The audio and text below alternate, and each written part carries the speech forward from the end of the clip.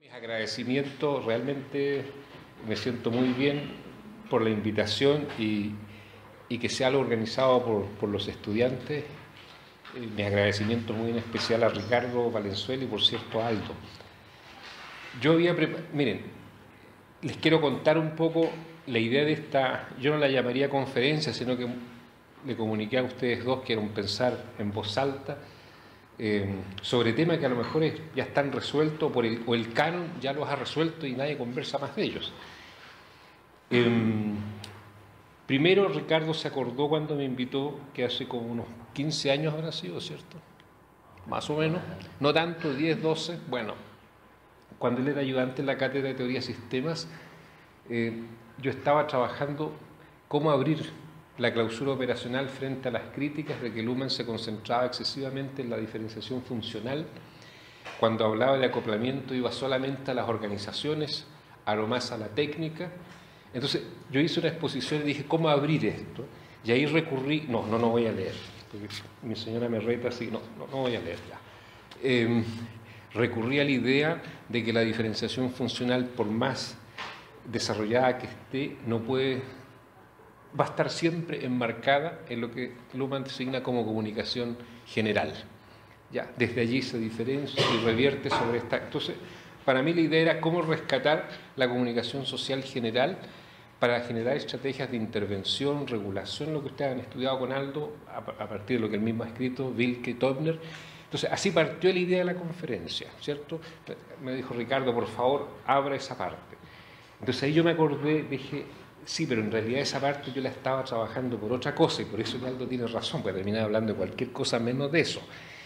Y era algo que yo titulé, porque Aldo tiene una especificidad conmigo, siempre habla una vez y me hace trabajar tanto que, bueno, escribí todo esto y les he pedido que en otro momento, me estoy autoinvitando, el trabajo que es desarrollado al respecto lo pueda presentar en términos, digamos, de lo que es una conferencia, ¿cierto? Tesis, premisa. Ahora quiero simplemente divagar. El tema que más me interesó a partir de la recuperación de la o postular la comunicación social general como un activador de la sociedad respecto a las excesivas clausuras fue un tema mucho más epistémico en el sentido, fíjense lo que me preocupaba, eso hace más de 20 años, nada menos que cómo atravesar o quebrarle la distinción a Luhmann de sistema en torno a anclada en la comunicación y en una comunicación muy sui generis, desprovista de individuos, en que la naturaleza y los individuos están ubicados como sistema psíquico en el entorno. Es decir, una pretensión, imagínense lo que significaba pensar a exceso, radicalizar, puede ser alterada esa distinción fundamental, ¿ya? Que como ustedes saben, las distinciones fundamentales pueden ser fundamentadas nomás, pero su demostración empírica es muy difícil. Entonces dije, bueno, fue pasando el tiempo y comenzaron a llegar las críticas a la obra de Luhmann. Y ahí yo quisiera plantearles a ustedes de que para mí se hace muy importante considerar la cuestión ecológica, porque ahí ubico la dimensión fundamental que va a afectar a todos los paradigmas sociológicos y a todas las estrategias de regulación, sea de lo que sea.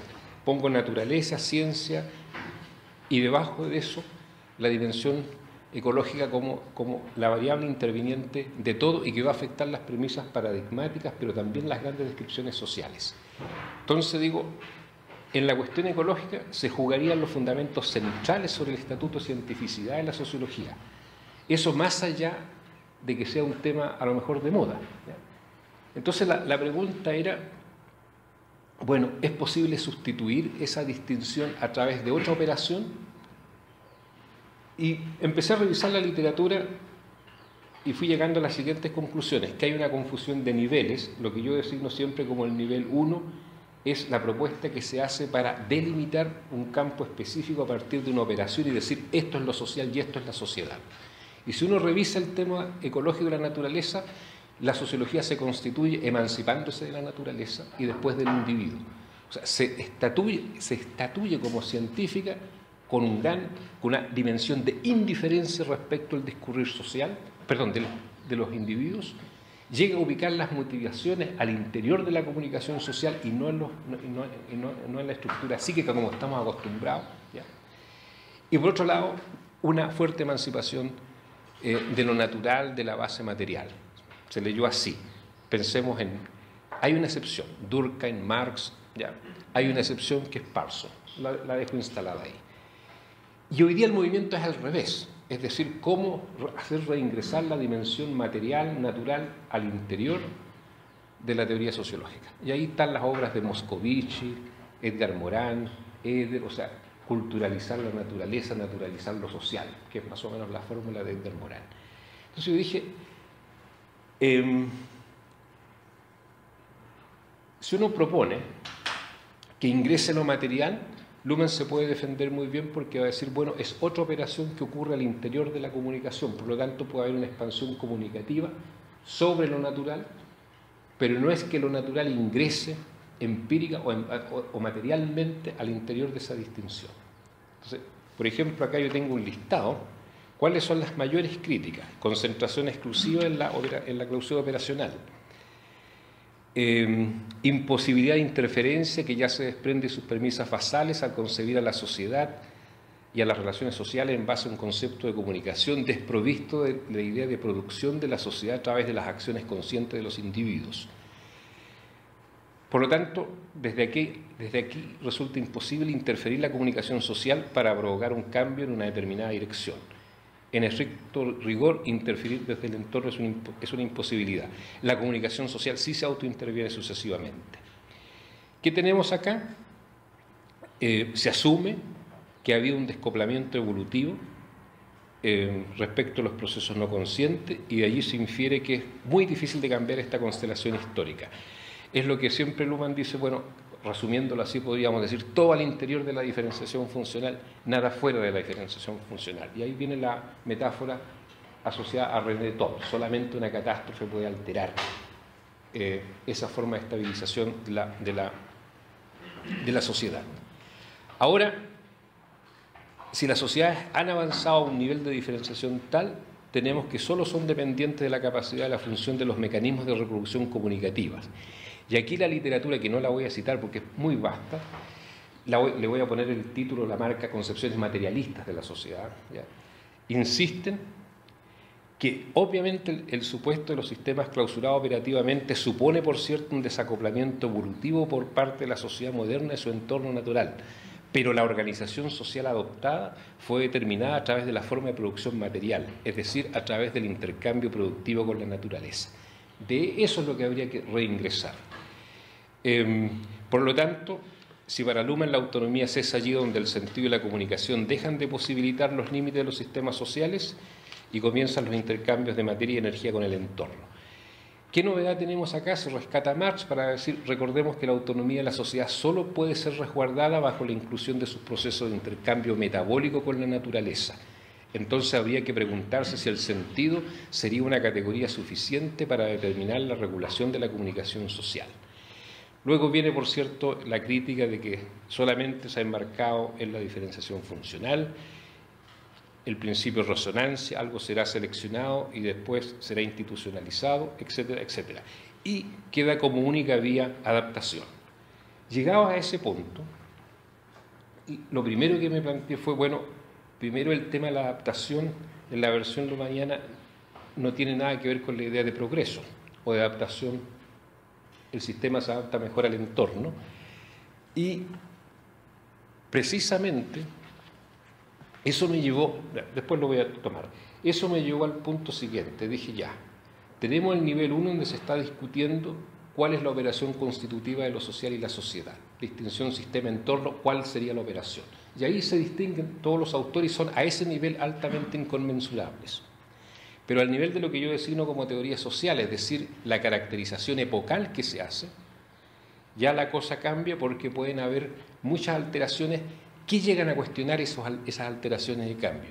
Y otra vez gana Luhmann, porque no llegan a alterar el principio de que la comunicación se contrae o se expande, sino que simplemente una descripción acerca de cómo se está dando el proceso de diferenciación funcional. A ese nivel sí es posible discutir razonablemente cómo se está dando la realidad, cómo se están dando las situaciones. ¿Ya? Entonces, la pregunta es si esa codependencia es producto de la primera gran decisión teórica fundamental o si es producto de cómo ha analizado la sociedad moderna, caracterizándola como funcionalmente diferenciada. Ya han habido correctivos o estímulos ahí a partir de Tocqueville, que habla de otras formas de organización, de diferenciación, por ejemplo. Entonces digo, la pregunta que yo me hice, bueno, si no puedo entrar por ahí, ¿cuál es el tema? ¿Por qué Luhmann se concentró tanto en la diferenciación funcional? Y ahí yo le comentaba a Ricardo en nuestras conversaciones de que habría que analizar el espacio sociohistórico entre los 70 y los 90, cuando la cuestión ecológica ambiental era la más relevante. Yo creo que hubo un temor en Luhmann de pensar de que al transformar la clásica cuestión social a partir de la conflictividad capital-trabajo en la cuestión ecológica, podían pasar de contrabando varias cosas. No solamente temas epistémicos, sino que también la idea, la expectativa del control evolutivo y de la transformación social radical de la sociedad. Recuerden ustedes que en ese momento, en los años 70, 80, todavía las expectativas eran altas, pero ya habían muestras de quiebre.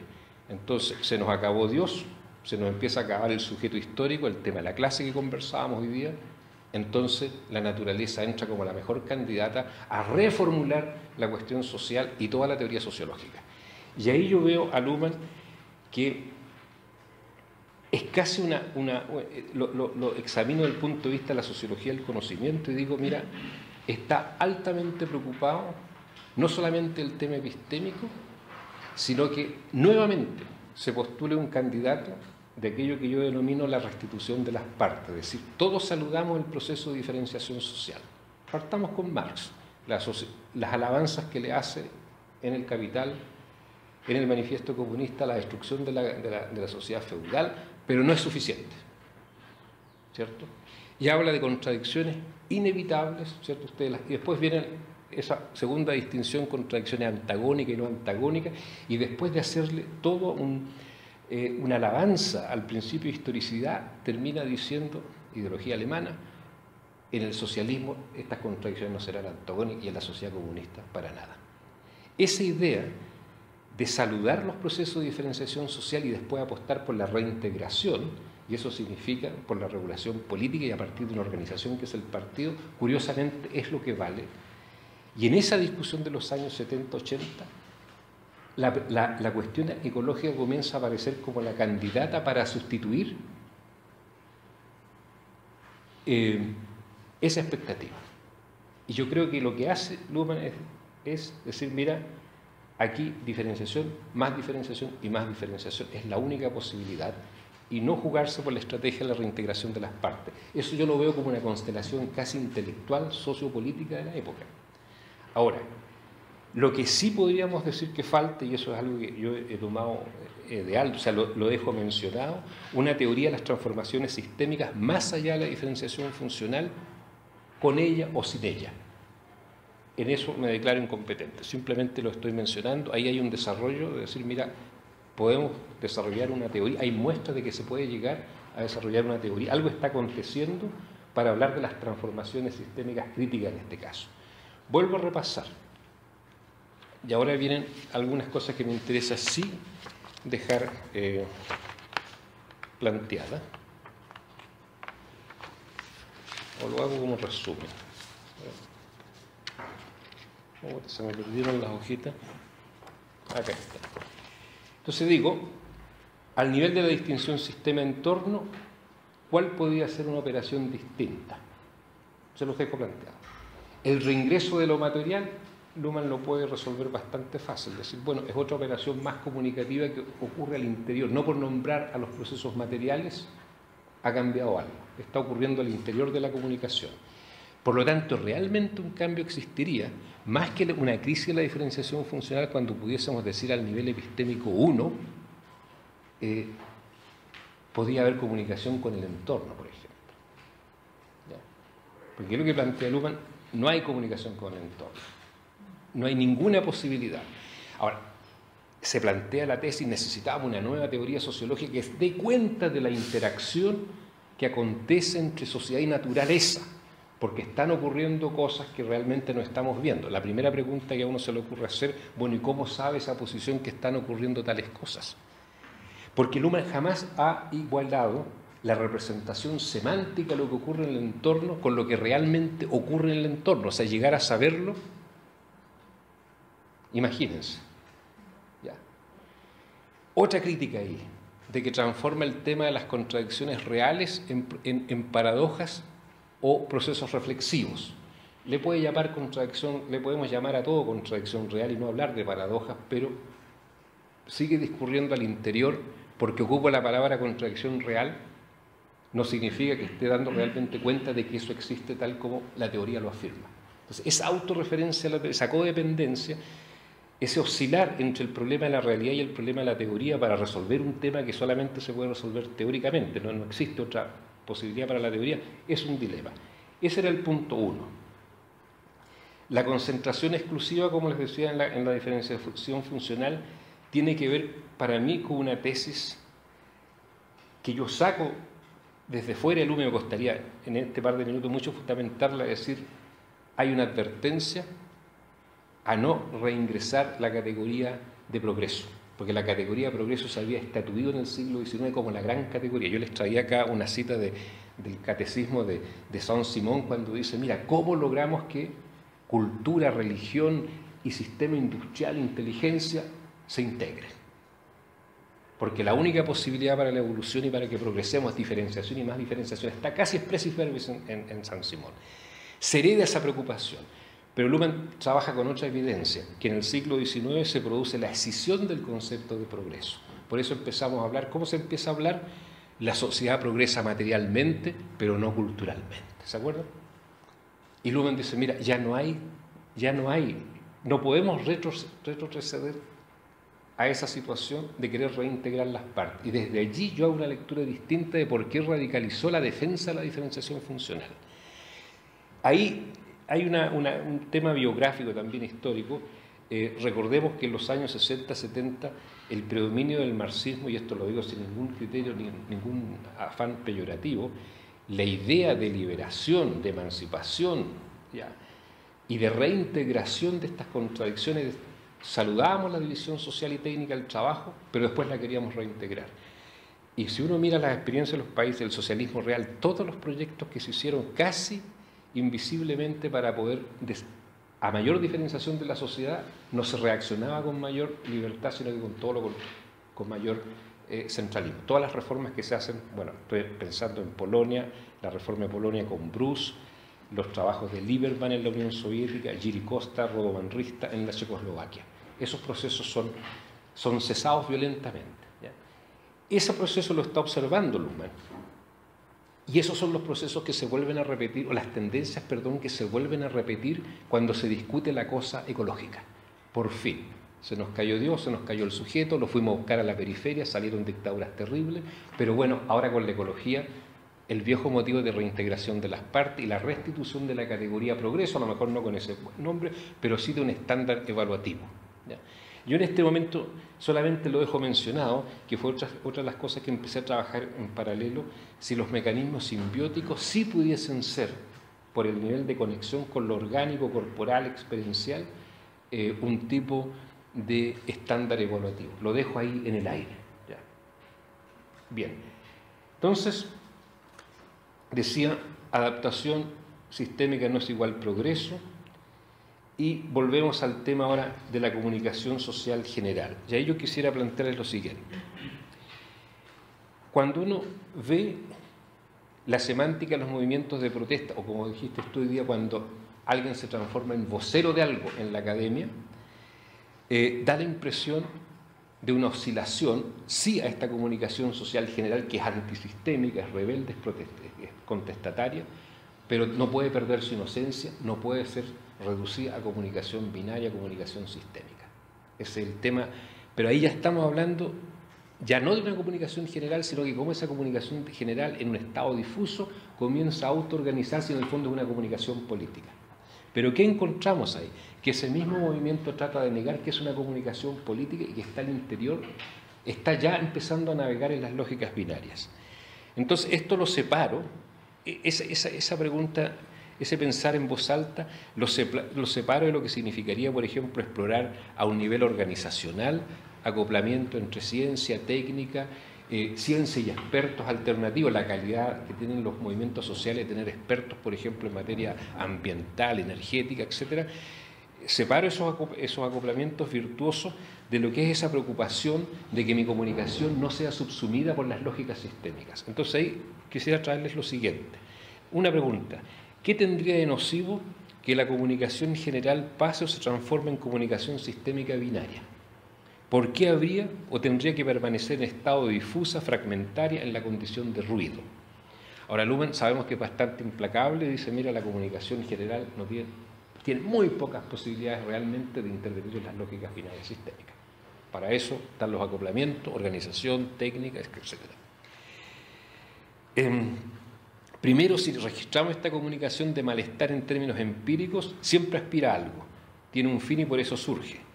Segundo, en estricto rigor se trataría de una comunicación política, en tanto aspira no solo a mostrar un malestar, sino que a cambiar una constelación sociopolítica adoptando la forma de movimiento social. Y aquí viene el primer equívoco de quienes la promueven. Me refiero al temor de ser absorbido por las lógicas sistémicas, ya sea al nivel de los sistemas funcionales y o de sus respectivas organizaciones. Pero no puede quedarse en ese oscilar.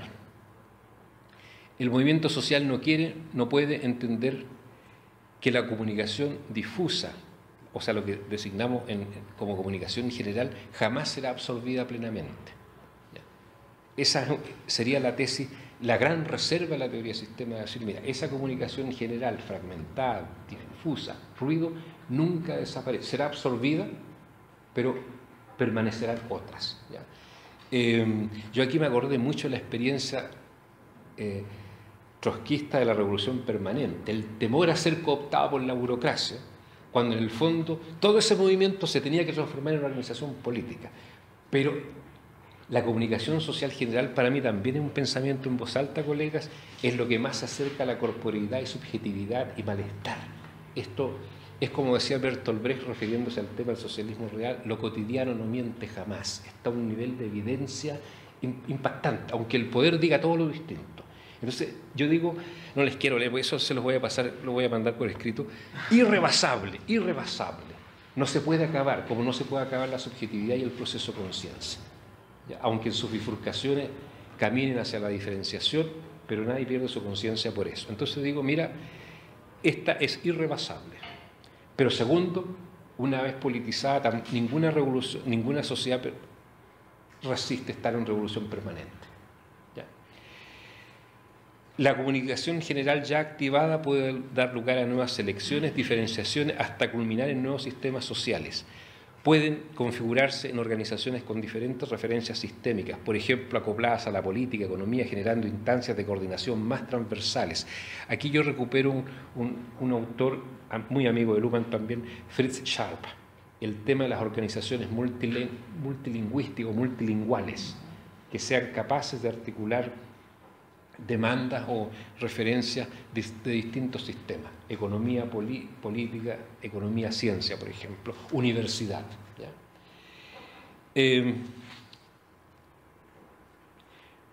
Por ahora paso por alto, o sea, me quedo ahí y les quería plantear a partir de esta comunicación algo que he trabajado un poquito acerca del primate de la política, lo que yo denominaba algunas veces modernidad inducida en la periferia y la comunicación social general, la cual es de enorme envergadura en los contextos periféricos. Primero, este tipo de comunicación está muy activada en la periferia, en la forma de movimientos sociales, de protesta en los más diferentes ámbitos, derechos humanos, combate contra la pobreza, proigualdad, inclusión, educación, trabajo, transporte público, salud. ¿Y cuál es mi opinión al respecto? Que en estricto rigor es una comunicación que se reproduce y nutre por la evidente insatisfacción con las prestaciones o rendimientos de los más diferentes sistemas funcionales, en particular del económico. No tematizo por el momento de cómo estas realidades periféricas condujeron a Luhmann no solo a considerar la problemática de la exclusión, sino que incluso a proponer al respecto o pensar en la existencia de un metacódigo, algo bastante incongruente con sus propias premisas de la horizontalidad sistémica. Lo que me interesa resaltar es cómo esta comunicación general de exigencia por prestaciones sociales se autotematiza o describe como antisistémica, revolucionaria, contestataria, superadora, cuando en realidad da cuenta de una exigencia por el desarrollo de la diferenciación funcional, más aún una exigencia por más diferenciación social inclusiva, esto independiente de su autodescripción. ¿Por qué estamos nublados con esto? Uno, porque en el contexto histórico nuestro las ciencias sociales se han descrito desde esa posición. ¿Por qué no dar el paso de reconocerla como una comunicación que devela precisamente el insuficiente grado y equilibrado despliegue de el insuficiente grado de diferenciación funcional en la periferia? ¿Por qué esta comunicación tiene que ser entendida como consecuencia de la diferenciación funcional o como una tendencia hacia una posibilidad de superación del sistema? Ahora, acá yo hago un repaso desde la teoría de la dependencia hasta las discusiones de las epistemologías del sur y veo cómo se autotematiza, cuando dicen el subdesarrollo es precisamente causa de los bloqueos de los centros, bueno, todos conocemos esas teorías, por lo tanto, y está también el clásico temor a ser acusado de eurocéntrico, occidentalista, racionalista, etc. Bueno, se los dejo planteado.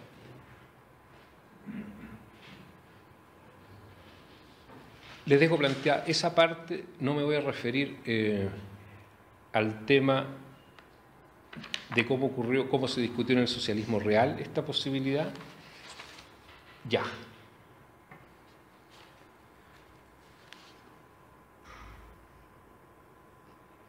Bueno, quiero concluir en eso. Uno, la preocupación por atravesar la distinción.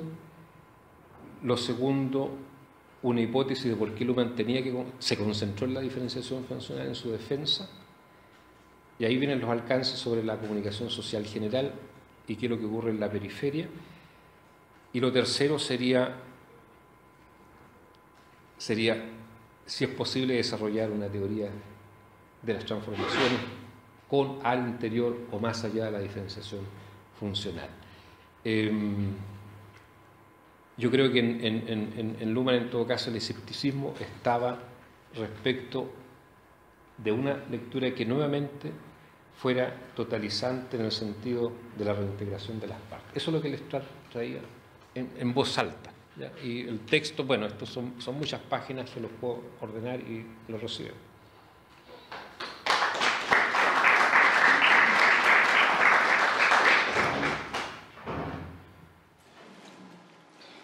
Muchas gracias, profesor.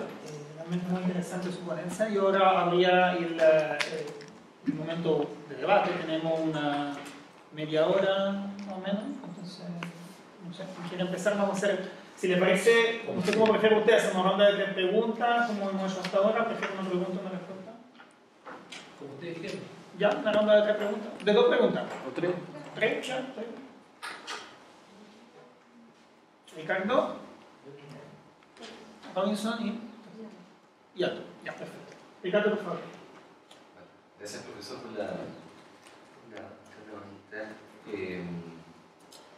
Tengo una duda que siempre está como latente respecto a la interpretación personal, respecto a la teoría del sistema, y tiene que ver justamente con estas posibilidades de contacto, con la comunicación, con lo que está allá afuera. Y esta duda tiene que ver con un concepto específico que es el complemento estructural, que usted deslizó una definición que yo así como casi intuitivamente o como no por la claridad de lo que he leído, llegué como a un punto similar, que se ve como una idea de que solamente se puede dar posibilidades de complemento estructural después de mecanismos relativamente estabilizados como organizaciones, sistemas de organización. Sin embargo, al mismo tiempo, ese tipo de comunicación con el entorno que se va a través del complemento estructural plantea una visión súper contingente, por lo menos que nada en contra de esta idea de como una relativa estabilidad en relación con el entorno. No todo lo que el sistema, por decirlo de otra forma, traduce internamente como una lectura de lo que está sucediendo afuera, sucede a través de complementos estructurales. Entonces mi pregunta es, ¿en qué sentido esta noción de complemento estructural es como para usted una solución, una vía como para poder cerrar el tema de cómo el sistema se relaciona a su sector? Por favor. Gracias por la presentación. Me parece muy interesante y quizás, no sé si lo está entendiendo bien, pero una forma de leer, como yo leería la invitación que usted hace a discutir el pensamiento de Niklas Luhmann, sería ya no verlo como solamente un pensador científico, sino propiamente un pensador político. Básicamente porque usted está diciendo que Luhmann se enfrentó siempre ante las tendencias de su entorno histórico, que primero fueron el marxismo, luego el pensamiento ecológico o el movimiento ecologista, y uno podría ampliar, por ejemplo, una cierta tendencia de Luhmann a mostrarse crítico o escéptico en sus trabajos finales sobre la idea de derechos humanos. Entonces pareciera que hay una cierta idea de una cierta crítica de Luhmann ante movimientos que tienden a pretender intervenir, digamos, en ciertas áreas mucho más amplias de lo que pareciera ser su típica, una pretensión simplemente científica o simplemente, en el caso ecológico, o simplemente teórica, el marxismo, etc. Y quisiera, si estoy yo entendiendo correctamente su invitación, y segundo, algunos autores como Michael King y Chris Thornhill tienen un libro dedicado al pensamiento político, o sea, a la teoría política de Luhmann. Y en uno de sus comentarios indica que Luhmann hay que leerlo, básicamente a partir de la tradición de la que él proviene, de una tendencia liberal que uno podría llamar clásica, que está relacionada con la idea de interpretar el procedimiento democrático ya no anclado en la idea de legitimidad, o la legitimidad, digamos, en términos de soberanía del pueblo, sino legitimidad administrativa. Es decir, es legítimo aquello simplemente que opera bajo ciertos mecanismos legales. La tradición esa está anclada en el pensamiento de Ernest Forshoff, que básicamente en ese texto está detallado está mejor explicado. Pero básicamente eso, quisiera pensar si es que va por ahí la idea, su propuesta. No sé si es propuesta, es una... Sí, gracias. Sí, gracias Miguel por la comunicación sistémica. Sí, yo quería preguntarte por dos cuestiones. Una, parecido a las dos cosas que se han dicho, que son esto de lo de Robinson, en esta dimensión política, y de esta como persistencia en la idea de diferenciación contra la reintegración. Y a mí me parece que eso no puede ser sino como una elección política, ¿no? Como de contraria a la cohesión, ¿no? Contraria por tanto a la idea de comunidad, ¿no? Contraria a la idea de sumisión del individuo en la estructura burocrática, ¿no? Y en la estructura de la sociedad, ¿no? Y por eso también se deja aparte, o sea, como en lo que tú has resumido ahora en estos minutos, me parece que están todas las bases para construir justamente esa idea de teoría política, ¿no? Anticonservadora, por llamarlo de alguna manera, ¿no? O sea, como, especialmente en esta oposición que hace entre diferenciación y más diferenciación frente a la reintegración de las partes. Diría que ahí hay algo. Lo que no hay ahí, creo yo, es una visión de cuál es la consecuencia de diferenciación y más diferenciación. El Luhmann. O la visión que tú estás dando. No estoy diciendo que falte, sino que no existe, no es un problema, no es tu problema. Pero es una pregunta, creo yo, importante pensar, ¿no? Porque, ok, no estamos por la reintegración de las partes, sería nefasto para una sociedad moderna. Pero diferenciación, más diferenciación, más diferenciación, es un proceso que lleva ad infinitum, ¿no? O sea, es la reintroducción de la diferencia dentro de la diferencia de manera permanente, ¿no? Y por tanto es un antiprogreso en el fondo, ¿no? En el sentido de que es cada vez todo, ¿no? No quiero usar la metáfora de chico, grande, pequeño, ¿no? Pero está cada vez todo más dividido, ¿no? O sea, ¿cuál es, por tanto, ¿Cuál es la consecuencia política que uno puede sacar de esa tesis política de oponerse con más diferenciación a la reintegración? ¿Ya? O sea, ¿qué tipo son fragmentos? Así como es un barrio como separado de otro barrio, es una casa separada de otra casa, ¿no? O sea, ¿cuál es el tipo de polis, ¿no? ¿Ya? Si uno quiere ponerlo en esos términos que aparece ahí. Pero lo dejo por ahí ahora todo. La otra sí que tengo. Yo le escribí a Aldo y le dije, estoy en una situación multiesquizofrénica porque mi forma de escribir es escribir en premisas súper con bisturí, o sea, súper absolutista, y después comienzo, entonces me salen 3 escritos en uno, ¿no? Me voy relativizando yo mismo y me empiezo a contradecir.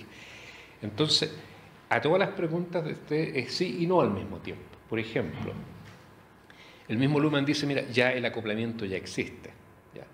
Ahora, lo que yo, Ricardo, insistiría más es en la idea de sacarse un poco de la cabeza, porque no sé por qué tengo la sensación cuando se habla de acoplamiento estructural hay una presión a decir adaptación, porque ya estamos adaptados, entonces un acoplamiento como una viabilidad saludable. Yo lo veo más como una irritación recíproca en que ahí en esa tensión van quedando huellas que gracias a una capacidad de reflexión, digamos como lo hace Völkov-Teubner, sin entrar ahora en la minucia si se contradice con las premisas luhmannianas o no, es posible esas irritaciones irlas transformando en un proceso de autoorganización y mirar. Y a propósito de lo que nosotros siempre hemos conversado, el tema de la reflexividad de la empresa, por ejemplo, y ahí me salto pero violentamente a lo que... Y voy a volver a lo que me preguntaste tú, pero a lo de Aldo que yo no podía plantearlo acá. Por ejemplo, Luhmann siempre dice es imposible, la autolimitación, el sistema pierde con la autolimitación. Y si lo limitamos de afuera todavía pierde más. Y ahí, ¿cierto? Viene el salto, diferenciación, más diferenciación, más diferenciación. Ahí yo tengo 2, 3 reflexiones. Una pregunta a priori, que yo siempre le hacía en las clases. Mira, en términos estructurales, ¿cuánta diferenciación más puede soportar la sociedad? Y en términos respecto de la vivencia individual, ¿cuánta diversidad más puede tolerar el individuo? Puede que hayan límites también, porque eso remite a la idea de polis, o sea, de alguna forma tenemos que arreglarnos con esta intensidad de la diferenciación que va por los 2 lados. Ahora, yo no puse de casualidad que toda la conflictividad social, naturaleza, ciencia, técnica, raya abajo, ecología. ¿Qué es lo que yo veo como una capacidad de reflexión a partir del tema ecológico donde se podría abrir la distinción que lo vi en tu trabajo, ¿ya? De transformaciones críticas? Si se llega a un mayor nivel de reflexividad, que la economía no trabaje, o sea, no se presiona la economía sobre la base de la autolimitación o contención desde fuera, sino lo que yo he llamado en algunas cosas que he escrito de un desplazamiento creativo. Por ejemplo, en la economía significaría el cambio de la matriz energética. ¿Ya? Es decir, bueno, alguien va a decir, bueno, pero eso es capitalismo ecológico. Y con esto me acuerdo de algo que lo tenía acá, pero gracias a la pregunta tuya, apareció. ¿Qué se le dijo a Luhmann cuando Luhmann comenzó a escribir aquí la sociedad no va a reaccionar? Sí va a reaccionar, porque los movimientos sociales, nuevos sujetos, sí va a reaccionar. Y reaccionó.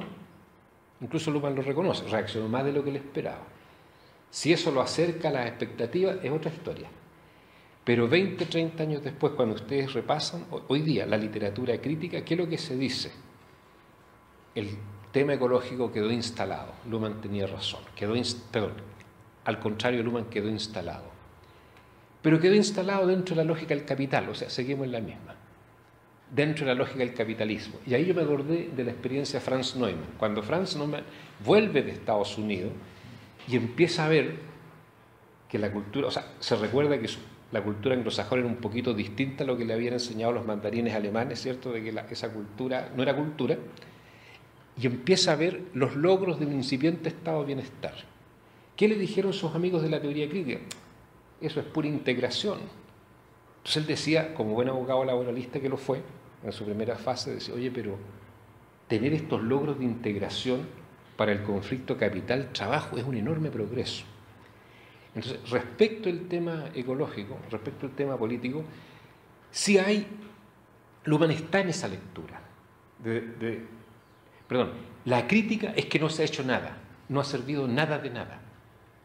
No lo podemos saber, porque realmente no lo podemos saber si con todas las regulaciones el planeta va a explotar o no va a explotar, pero algo se ha hecho. ¿Ya? Y se ha reaccionado a la instalación de la problemática ecológica con mucha mofa. Es decir, hoy día hasta cualquier partido de derecha ya tiene instalado el tema ecológico, como si fuese algo malo. ¿Y qué? Así pasó con la cuestión social. Y la preocupación luhmanniana era que con la cosa ecológica no se instalara una nueva versión de la cuestión social y se postulara nuevamente la transformación radical. Doy la vuelta súper rápido, pero lo de Aldo para mí es, o sea, yo no tengo respuesta más que imaginarme ideas creativas como de autodesplazamiento, por ejemplo, de la economía hacia un nuevo modelo energético, por ejemplo. Es súper concreto.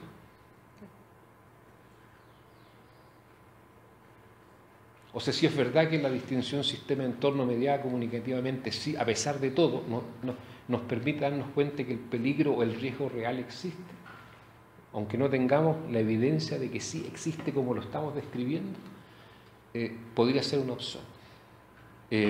Ahora, yo aquí mezclando las preguntas, yo creo que los teóricos sistémicos no han cruzado el río, no se han atrevido a decir ¿y por qué no defender normativamente la diferenciación funcional? Yo, por ejemplo, lo haría, lo hemos conversado muchos años, digo, y eso por favor no lo mezclen con el tema partido izquierda-derecha, porque ese no es el tema. Incluso yo diría, el gran problema del marxismo y de los partidos de izquierda, que habiendo saludado inicialmente los procesos de diferenciación, después los quieren frenar. ¿Ya? Entonces yo diría, ¿y por qué una teoría para seguir en lo que tú me planteaste, que se quiere reflexiva, que al final quiere ser una lectura política y una indicación política, no asumir, bueno, la diferenciación funcional con costo y esto es mejor. Pero Luhmann siempre se alejó de eso, ¿no? Siempre decía yo no hago recomendaciones, ya. Ahora, respecto al trasfondo, yo diría que en Luhmann hay dos principios leitmotiv para mí. Lo que yo llamo el conservadurismo liberal ilustrado, o sea, él viene de la escuela de Gehlen, Freyer, Chelsky, ahí hay todo un diálogo intenso, nada contra las instituciones, dice Gehlen. Gehlen se pelea con Chelsky porque Chelsky dice, oye, a las instituciones le podemos poner reflexión, y lo piensa para la universidad, institucionalización de la reflexión. Y Gehlen responde, cuando se reflexiona, comienza el desmoramiento de la institucionalidad. Freyer detrás, que había propuesto en los años 30-40 las superestructuras tecnológicas que sobrepasan al individuo y a la sociedad. Y él dice, hoy día en serio no se puede proponer ninguna alternativa de cambio, nos estaríamos engañando y mintiendo. Esa es una vertiente. Y la otra, la vertiente liberal, que yo creo que data de Smith, Kant hacia adelante, es decir, sí al proceso de diferenciación. Y ahí vienen las grandes preguntas que nadie sabe si las dijo Leibniz, no sé, Horacio, ¿quién custodia a los custodios? Y la pregunta, bueno, tanto orden como necesario, tanta libertad como posible. Y ahí viene la pregunta, bueno, ¿y quién decide eso? O cómo se decide, no solamente cómo se decide, sino que quién decide. Y eso ya sería una teoría política que no puede sustraerse, diría yo, a un criterio normativo. ¿Y por qué habría tanto problema en eso? Entonces, por ejemplo, el otro día le iba a mandar un correo a Aldo de que me doy cuenta que Trump maneja la teoría de la dependencia y de la teoría de la sustitución de importaciones, que hoy día realmente es un teórico de la dependencia por excelencia. ¿Ya? Y claro, lo más probable es que las empresas norteamericanas terminen instaladas en China a pesar del regulativo político, etc.